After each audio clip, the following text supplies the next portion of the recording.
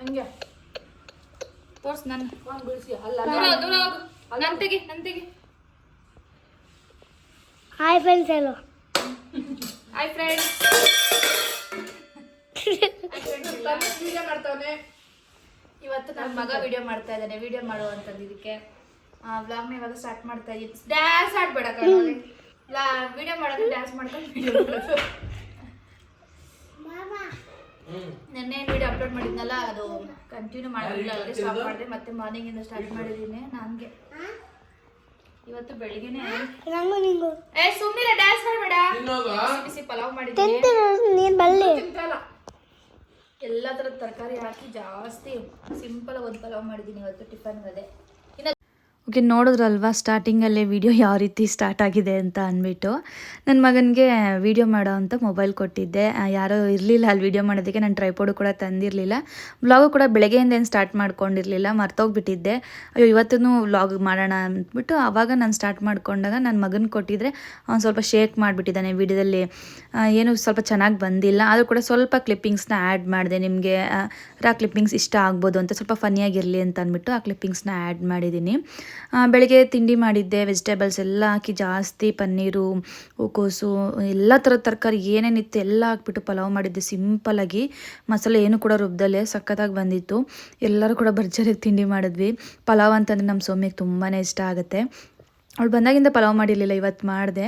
ಹಾಗೆ ನೆಕ್ಸ್ಟು ಮಧ್ಯಾಹ್ನ ಅಡುಗೆನೂ ಕೂಡ ಪ್ರಿಪ್ರೇಷನ್ ಮಾಡ್ಕೊತಾ ಇದ್ದೀನಿ ಇವತ್ತು. ಯಾಕೆಂದರೆ ತಿಂಡಿ ಮುಗಿಸಿದ ತಕ್ಷಣ ಸ್ನಾನ ಎಲ್ಲ ಮುಗಿಸ್ಕೊಂಡು ಬಂದು ನೆಕ್ಸ್ಟು ಮಧ್ಯಾಹ್ನ ಅಷ್ಟರಲ್ಲಿ ತುಂಬಾ ಅಡುಗೆ ಮಾಡಬೇಕಾಗಿತ್ತು. ಹಾಗಾಗಿ ಅಡುಗೆನೂ ಕೂಡ ಸ್ಟಾರ್ಟ್ ಮಾಡ್ಕೊಂಬಿಟ್ಟೆ ಬೇಗನೆ, ಮುಗಿಸೋ ಅಷ್ಟರಲ್ಲಿ ಜಾಸ್ತಿ ಹೊತ್ತಾಗುತ್ತೆ ಅಂತ. ಯಾಕೆಂದರೆ ಹಿಂದಿನ ದಿನ ಜೋಳದ ರೊಟ್ಟಿ ತಂದಿದ್ದ ಅಂತ ನಾನು ಹಿಂದಿನ ಬ್ಲಾಗಲ್ಲೇ ನಿಮ್ಮ ಜೊತೆ ಶೇರ್ ಮಾಡ್ಕೊಂಡಿದ್ನಲ್ವ ನನ್ನ ತಮ್ಮ. ಹಾಗೆ ಅದಕ್ಕೆ ಎಣ್ಗಾಯಿ ಚೆನ್ನಾಗಿರುತ್ತೆ ಅಂತ ಅಂದ್ಬಿಟ್ಟು ಎಣ್ಗಾಯಿ, ಹಾಗೆ ಚಟ್ನಿ ಪುಡಿ ಕೇಳಿದ್ಲು ಸೌಮ್ಯ. ಚಟ್ನಿ ಪುಡಿ ಚೆನ್ನಾಗಿರುತ್ತಲ್ವ ಅಂತ, ಹಾಗಾಗಿ ಎರಡು ಕಾಂಬಿನೇಷನ್ ಚೆನ್ನಾಗಿರುತ್ತೆ ಅಂದ್ಬಿಟ್ಟು ಫಸ್ಟೇ ನಾನು ಚಟ್ನಿ ಪುಡಿಗೆ ಮಾಡ್ಕೊಳೋದಕ್ಕೆ ರೆಡಿ ಮಾಡ್ಕೊತಾ ಇದ್ದೀನಿ. ಕಡಲೆ ಬೀಜನ ಲೋ ಫ್ಲೇಮಲ್ಲಿ ಇಟ್ಕೊಂಡು ಬೇರೆ ಕೆಲಸನೂ ಕೂಡ ಮಾಡ್ಕೊತ ಕಡಲೆ ಬೀಜನೂ ಕೂಡ ಹುರ್ಕೊತಾ ಇದ್ದೆ. ಫುಲ್ಲು ಲೋ ಫ್ಲೇಮಲ್ಲೇ ಮಾಡ್ಕೊಂಡಿದ್ದೀನಿ ಚಟ್ನಿ ಪುಡಿ. ಸಕ್ಕ ಟೇಸ್ಟಿಯಾಗಿ ಬಂದಿತ್ತು. ರೆಸಿಪಿ ಕೂಡ ಶೇರ್ ಮಾಡ್ಕೊತೀನಿ, ಒಂದ್ಸಲ ಆದರೂ ಟ್ರೈ ಮಾಡಿ, ನಿಮಗೂ ಕೂಡ ಇಷ್ಟ ಆಗುತ್ತೆ. ಹಾಗೆ ಸ್ವಲ್ಪ ಕಾಬೂಲ್ ಕಡಲೆ ಪಲ್ಯ ಮಾಡೋಣ ಅಂತ ಅದ್ರ ಜೊತೆಗೆ ಸ್ವಲ್ಪ ಬಸ್ಸಾರು ಮಾಡ್ಕೊತಾ ಇದ್ದೀನಿ, ಸಾಂಬಾರು. ಇವಾಗ ರೊಟ್ಟಿ ಎಣ್ಗಾಯಿ ಮಾಡಿದ್ರು ಕೂಡ ಮತ್ತೆ ಅನ್ನ ಸಾಂಬಾರು ಏನಾದರೂ ಮಾಡಲೇಬೇಕಲ್ವ. ಹಾಗಾಗಿ ಸೊಪ್ಪಿನ ಪಲ್ಯ ರೆಗ್ಯುಲರಾಗಿ ಮಾಡ್ತೀನಿ. ಸೌಮ್ಯ ಇದ್ದಿರೋದ್ರಿಂದ ನಾನು ಅವಳು ಇರೋಷ್ಟು ದಿನವೂ ಕೂಡ ಸೊಪ್ಪಿನ ಪಲ್ಯ ಮಿಸ್ ಮಾಡ್ದಂಗೆ ಮಾಡಿದ್ದೀನಿ ಡೈಲಿನೂ ಕೂಡ. ಹಾಗಾಗಿ ಪಲ್ಯ ಮತ್ತು ಸ್ವಲ್ಪ ಅದು ಬಸ್ಸಾರೇ ಮಾಡಿಬಿಡೋಣ ಅಂತ, ಅವಳಿಗೂ ಇಷ್ಟ ಆಗುತ್ತೆ ಅಂತ ಅದಕ್ಕೂ ಕೂಡ ರೆಡಿ ಮಾಡ್ಕೊತಾ ಇದ್ದೀನಿ. ಒಟ್ಟಿನಲ್ಲಿ ಮಲ್ಟಿ ಟಾಸ್ಕಿಂಗ್ ಅಂತಲೇ ಹೇಳ್ಬೋದು.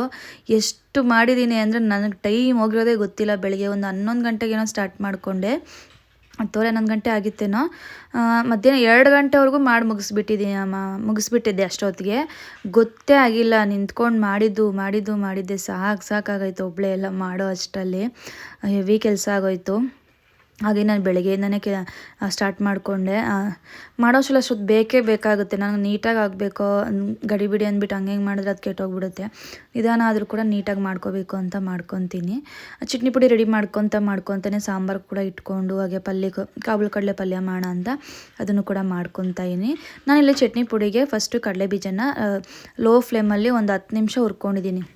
ಮಾಮೂಲಿ ನೀವು ಚಟ್ನಿಗೆಲ್ಲ ಯಾವ ರೀತಿ ಹುರ್ಕೊತಿಲ್ವೋ ಆ ರೀತಿಯಾಗಿ ಹುರ್ಕೊಂಬಿಟ್ಟು ನೆಕ್ಸ್ಟ್ ಇಲ್ಲಿ ಎತ್ತಿಟ್ಕೊಂಡ್ಬಿಟ್ಟು ಕಡಲೆ ಬೀಜನ ನೆಕ್ಸ್ಟ್ ಬ್ಯಾಡ್ಗೆ ಮೆಣಸಿನ್ಕಾಯಿ ಮಾತ್ರ ಹಾಕ್ಕೊಂಡಿದ್ದೀನಿ. ಖಾರದ ಮೆಣಸಿನ್ಕಾಯಿ ಏನಿಲ್ಲ, ಕಲರು ಚೆನ್ನಾಗಿರುತ್ತೆ, ಖಾರನೂ ಸಾಕಾಗುತ್ತೆ ಅಂದ್ಬಿಟ್ಟು. ಹಾಗೆ ಸ್ವಲ್ಪ ಕರಿಬೇವು ಮತ್ತು ಬೆಳ್ಳುಳ್ಳಿ, ಒಂದು ಬೆಳ್ಳುಳ್ಳಿ ಹಾಕ್ಕೊಂಡು ಅದು ಕೂಡ ಸ್ವಲ್ಪ ರೋಸ್ಟ್ ಮಾಡಿಕೊಂಡೆ ಚೆನ್ನಾಗಿ.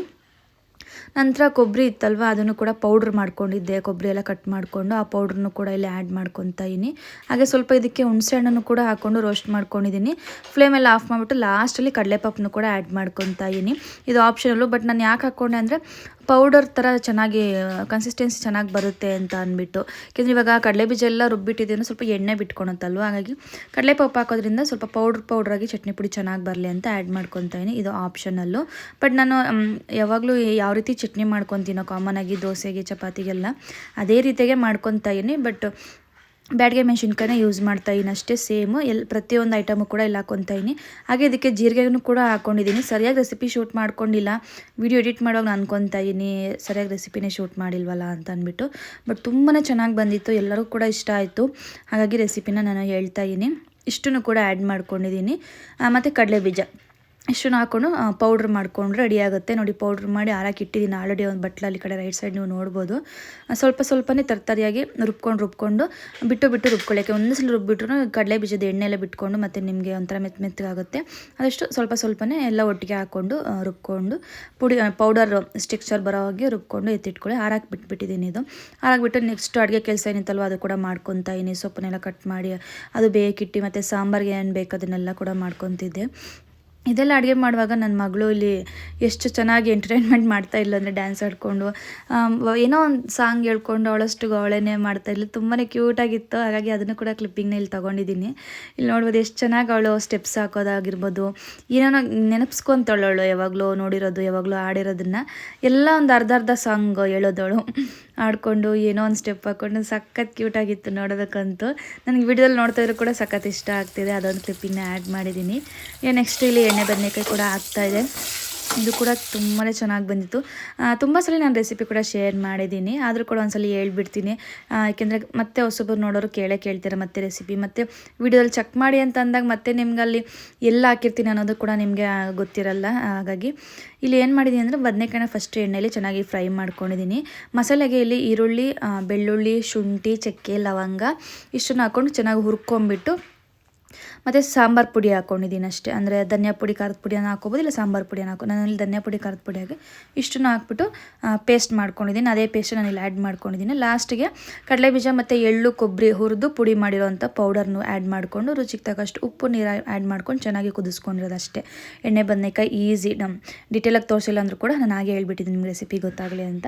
ಅದು ಕೂಡ ಮಾಡಿ ಮುಗಿಸ್ದೆ. ಫೈನಲ್ ಆಗಿ ಇಷ್ಟೆಲ್ಲ ಅಡುಗೆ ಮಾಡಿದ್ದೆ ಮಧ್ಯಾಹ್ನ ಅಷ್ಟರಲ್ಲಿ. ಇಷ್ಟು ಮಾಡೋ ಕೂಡ ನಂಗೆ ತುಂಬ ಹೊತ್ತು ಟೈಮ್ ಹಿಡಿತು ಅಂತಲೇ ಹೇಳೋದು. ಸ್ವಲ್ಪ ಚಟ್ನಿ ಪುಡಿಗೆ ಟೈಮ್ ಹಿಡಿಯಿತು ಜಾಸ್ತಿ. ಎಣ್ಣೆ ಬದನೆಕಾಯಿ ಮತ್ತು ಸೊಪ್ಪಿನ ಪಲ್ಯ, ಬಸ್ಸಾರು ಅಂತಂದರೆ ಇನ್ನೂ ಜಾಸ್ತಿನೇ ಅಲ್ವಾ. ಫೈನಲಾಗಿ ಇಷ್ಟೆಲ್ಲನೂ ಕೂಡ ಅಡುಗೆ ಮಾಡಿ ಇಟ್ಟು ಎಲ್ಲರೂ ಕೂಡ ಬಡಿಸ್ದೆ, ಊಟ ಮಾಡ್ತಾಯಿದ್ರು. ಇದು ಕೂಡ ಸರಿಯಾಗಿ ವೀಡಿಯೋ ಶೂಟ್ ಮಾಡ್ಕೊಳಕ್ಕಾಗಲಿಲ್ಲ. ಯಾಕಂದರೆ ಇನ್ನೂ ಮಾಡ್ತಾನೆ ಅವರವರೇ ಬಂದು ಹಾಕೊಂಡು ತಿಂತಾಯಿದ್ರು. ಹೊಟ್ಟೆ ಹಸ್ಬಿಟ್ಟಿತ್ತು, ಅವ್ರಿಗೂ ಕೂಡ ಟೈಮ್ ಆಗಿತ್ತು ಅಂದ್ಬಿಟ್ಟು. ನಮ್ಮ ಸೌಮ್ಯ ಗಂಟು ಮುಟ್ಟೆ ಕತ್ಕೊಂಡು ಹೊಡ್ತಾವಳೆ ನೋಡಿ. ಫೀಲಿಂಗ್ ನಿಂತಳೆ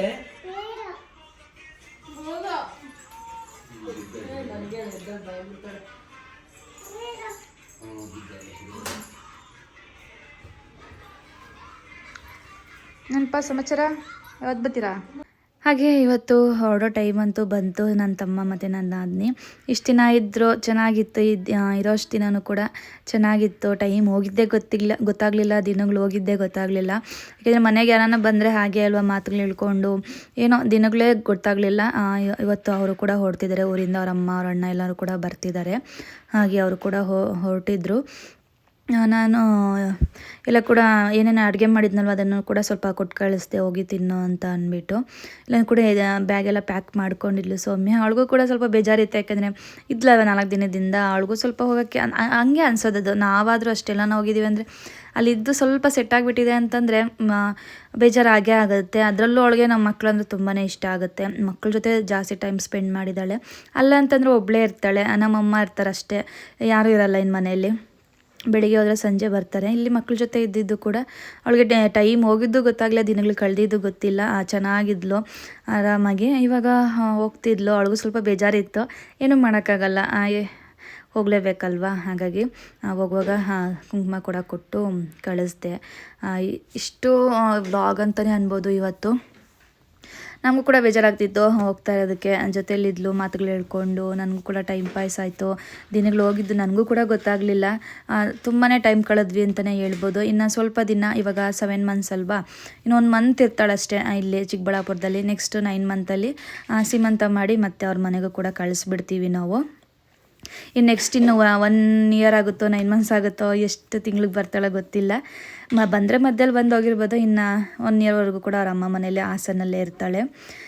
ಅದಕ್ಕೆ ನಾನು ಇವಾಗಿದ್ದಾಗಲೇ ನಮ್ಮ ಜೊತೆಲಿ ಸ್ವಲ್ಪ ದಿನ ಇದ್ದೋಗು ಅಂತ ಅಂದ್ಬಿಟ್ಟು ಕರೆಸಿದ್ದು ಇದ್ಲು ಮತ್ತೇನು ಬಾ ಅಂತ ಹೇಳಿದ್ದೀನಿ, ನೋಡೋಣ ಮತ್ತೆ ಯಾವಾಗ ಬರ್ತಾಳೋ.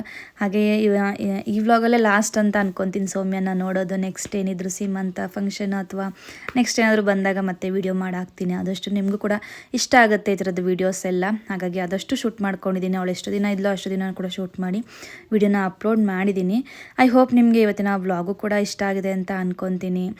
ಇಷ್ಟ ಆಗಿದ್ರೆ ಲೈಕ್ ಮಾಡಿ, ಶೇರ್ ಮಾಡಿ, ಕಮೆಂಟ್ ಮಾಡಿ ಅಂತ ಹೇಳ್ತಾ, ಹಾಗೆ ಇನ್ನೂ ನನ್ನ ಚಾನಲ್ನ ಯಾರೆಲ್ಲ ಸಬ್ಸ್ಕ್ರೈಬ್ ಮಾಡ್ಕೊಂಡಿಲ್ಲ ದಯವಿಟ್ಟು ಸಬ್ಸ್ಕ್ರೈಬ್ ಮಾಡ್ಕೊಂಡು ನನ್ನ ಚಾನಲ್ನ ನೋಡಿ. ನೆಕ್ಸ್ಟ್ ವೀಡಿಯೋ ಸಿಗೋಣ. ಅಲ್ಲಿಗೂ ಕಾಯ್ತಾ ಇರಿ. ಬಾಯ್ ಬಾಯ್.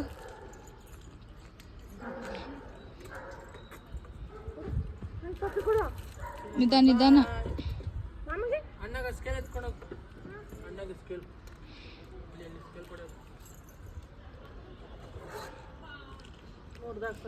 ಏನು ಹೊಸತ ಬಂದ ಅವನು ಹೊಡೆದು ಮುರಿದಾಕ್ತಾನೆ.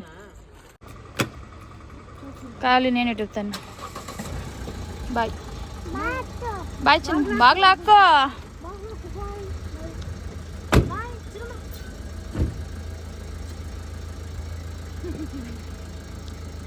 ಬರ್ತೀರಾ? ಹುಷಾರು. ಅಳ್ಬಿಟ್ಟು ಎಲ್ಲೋ ಹೋಗ್ಬೇಡ, ಅವ್ರು ಬರತಕ್ಕ ನೀನು. ನಾನು ಬಿಟ್ಟೆನಾ?